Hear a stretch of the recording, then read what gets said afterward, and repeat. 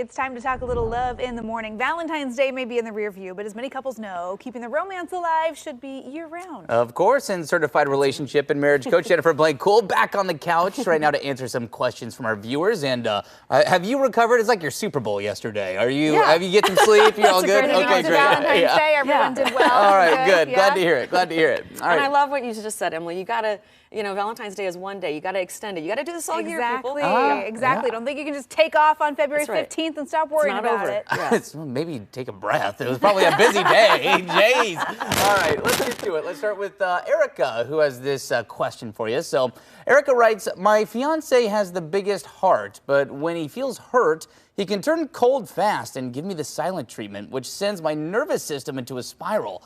How do I stop these moments from getting the best of me? Ooh, I feel like that's a common issue For sure. for couples. The silent treatment. How do you deal? For sure. And I feel like this question can be extended across different relationship scenarios and situations. Yeah. So I love that your guy has a big heart, and I want to say a hard truth, but I also want to recognize that this is humanly tough to execute. But the truth is that how other people show up in this life and treat other people, including you, is their path.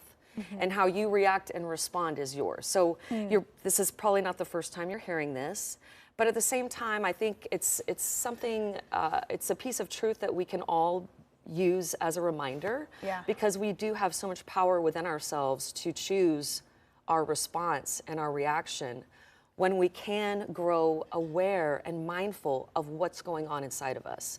So still, I think it's really important though to recognize the emotionalness of humans. So you won't catch me ever denying humans being humans.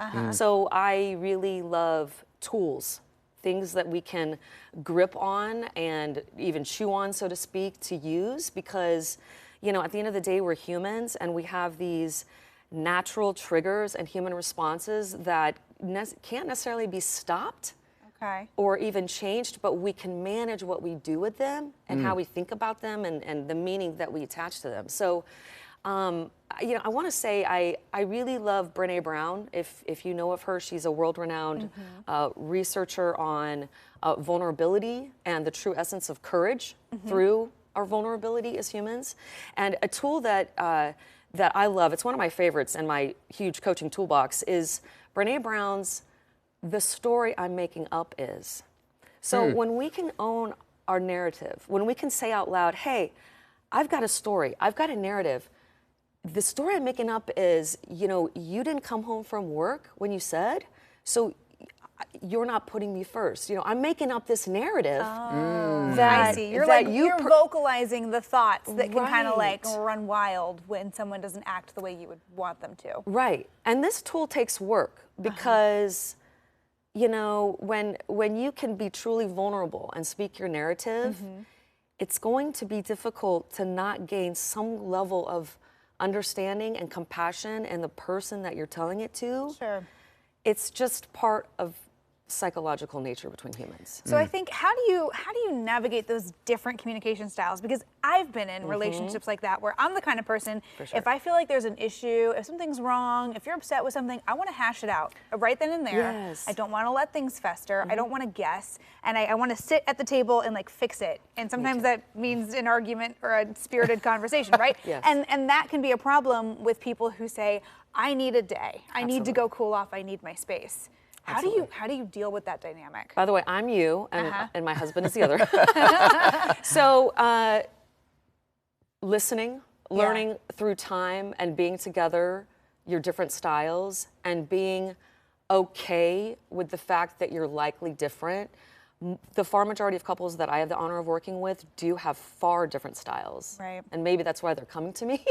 But, I see most people have different styles. So making loving requests about what you need. If you're the one that needs to talk, acknowledging their style, but also making a loving request. Hey, I know you might need space right now, but it would really soothe me if we could just talk about this for 10 minutes. Right. Or if in other words, requesting that requesting a negotiation of styles. Yeah. But also being willing to come halfway with their style. At least tell me what's wrong so that inner narrative doesn't just like go out of control. Right, Yeah. because it's interesting, not to go off about it, but there's 4 horsemen.